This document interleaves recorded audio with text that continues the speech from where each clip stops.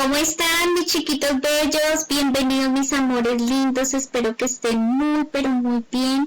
Hoy vamos a ver un tema muy interesante que corresponde a los subgéneros narrativos. ¿Listo?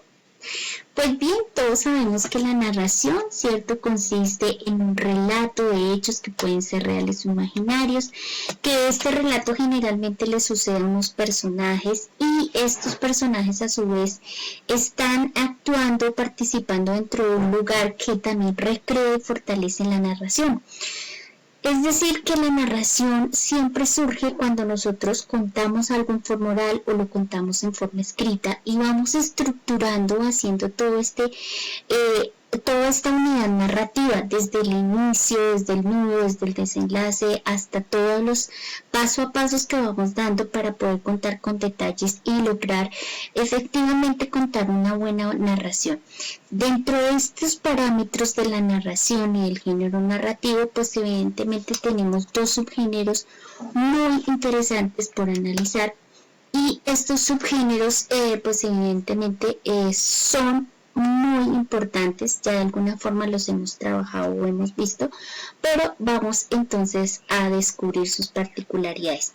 Antes de entrarnos en lo que son los subgéneros narrativos, pues es importante destacar que para entender cuál es la diferencia entre el género narrativo y otro tipo de géneros es principalmente porque el género narrativo se escribe en prosa.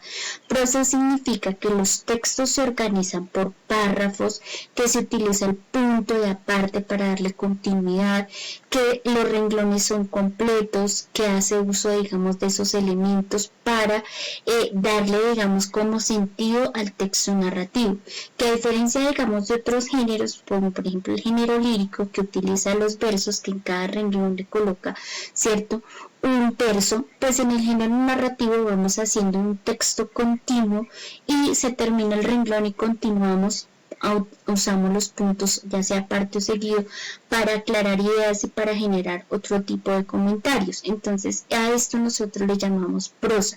Los textos del género narrativo siempre se escriben en prosa. Entonces ahora sí, mis chiquitos bellos, cuando hablamos de subgéneros narrativos, es decir, dos géneros o dos elementos importantes dentro de este gran género tienen que ver con el cuento y la novela, y que ya pueden entenderse como un subgénero, digamos, por su gran incidencia, por su gran amplitud, por su gran relevancia. Tanto el cuento deslumbrándonos con ese sentido de historias fantásticas, como la novela desde un poco más de historias un poco más realistas o un poco más complejas. Entonces vamos a entender un poco la diferencia entre lo que es un cuento y lo que es una novela. El cuento nosotros ya lo hemos visto muchísimo y entendemos que es una narración breve. Breve significa que es una narración corta, pero en esta narración corta pues evidentemente nosotros hacemos toda la estructuración desde lo que es el inicio, desde lo que es el nudo y el desenlace. Por ser más corta, pues en esta van a aparecer menos personajes, es un poco menor la participación de los personajes, y lo que sí es que evidentemente pues el personaje principal va a ser característico y va a estar relevantemente dentro de toda la historia. A diferencia de la novela, en la novela sí es una narración extensa, es decir, ella va a requerir un poco más de densidad y de longitud para contar con detalles todo lo que concierne a la historia. Por lo tanto, el número de personajes aumenta en la novela y muchos de los personajes aparecen en ciertos capítulos y desaparecen y no los volvemos a ver. O incluso en cada uno de los capítulos nos van ingresando nuevos personajes que le van dando un toque especial a la historia. Entonces, por un lado sabemos que el cuento es breve y por otro lado sabemos que la novela es más larga. ¿Listo? Además de eso, pues en los cuentos presentan descripciones, pero las descripciones no son tan grandes o tan amplias, sino por el contrario son más específicas, son más puntuales, mencionan algo muy significativo, algo muy importante del personaje y digamos muy puntual.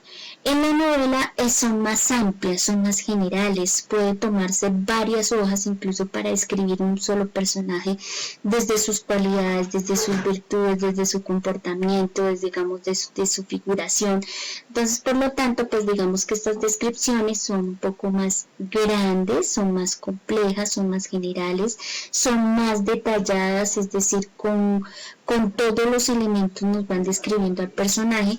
Y eso hace que pues también cautive mucho, porque nosotros podemos conocer a lo largo de la novela y representar o hacer una imagen visual completa casi del personaje. ¿Listo?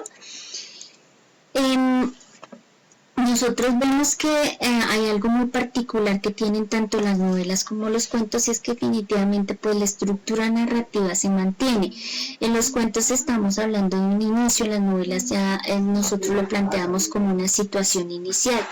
En los cuentos hablamos del nudo, ¿cierto?, del conflicto, entonces en la novela lo planteamos más como el desarrollo de la historia.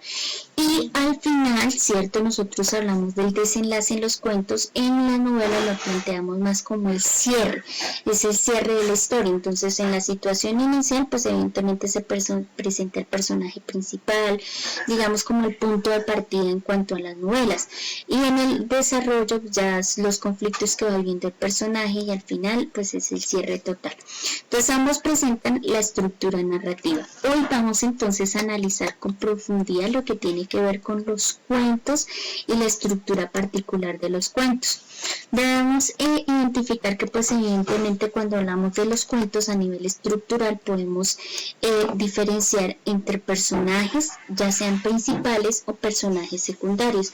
Recordemos que los personajes principales pues definitivamente son los protagonistas de la historia que aparecen en el cuento, y los secundarios pues los que tienen menor participación. Un personaje secundario puede desaparecer de la historia y no tiene mayor significación, mientras que un personaje principal es el protagonista y debe aparecer a lo largo de la historia, a no ser de que al final tenga un desenlace fatal y definitivamente pues ya desaparece el personaje.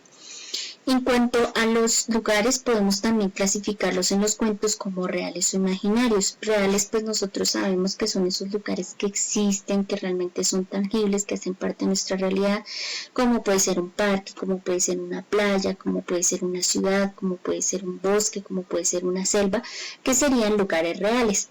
Y en cuanto a lugares imaginarios, pues definitivamente en los cuentos pueden aparecer este tipo de lugares que nos dan vuelo a la imaginación, como puede ser un castillo de las hadas, como se puede ser el mundo de los duendes, como puede ser el barco de los troles. Entonces ahí tendríamos lugares fantásticos, lugares imaginarios. Entonces podemos clasificarlos como reales o imaginarios.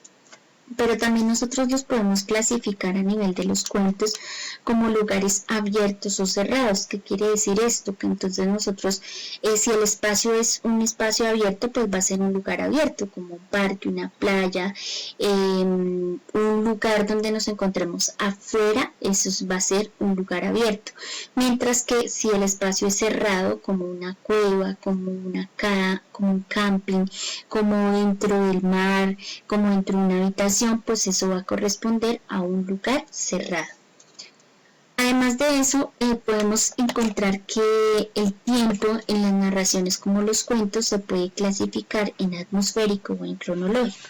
El atmosférico es aquel que tiene que ver con o tiene en cuenta lo que son las condiciones del clima. Podemos ver como frases como durante el verano, en medio del invierno, en la primavera. Esas frases nos ayudan a identificar cuál es el clima que se está viviendo. Y en cuanto al cronológico, pues evidentemente es cuando nos especifica un dato, una fecha específica, o por el contrario nos va mostrando cronológicamente un orden secuencial, es decir, nos presenta el personaje de Caperucita cuando tenía 5 años, luego nos muestra a Caperucita cuando creció, ya era una joven, y cuando Caperucita se casó y formó un hogar. Podríamos trabajar eso en un cuento, entonces ahí tendríamos el tiempo cronológico. En cuanto al narrador, nosotros en los cuentos podemos distinguir el narrador en primera persona o en tercera persona.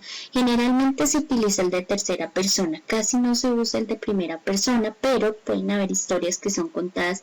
Es decir, yo me invento un cuento donde yo participo, donde llegué a un bosque de fantasía, donde me encontré con una hada, donde la hada me consiguió un deseo y al final pues nos fuimos a un lugar maravilloso y vivimos con las demás hadas.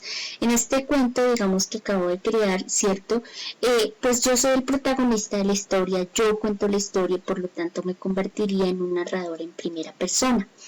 Y en el caso de la tercera persona es que otros cuentan la historia, ¿cierto?, que vive el personaje. Entonces, por lo general el narrador siempre nos dice cómo se sentía el personaje, qué era lo que estaba haciendo, qué fue lo que hizo exactamente.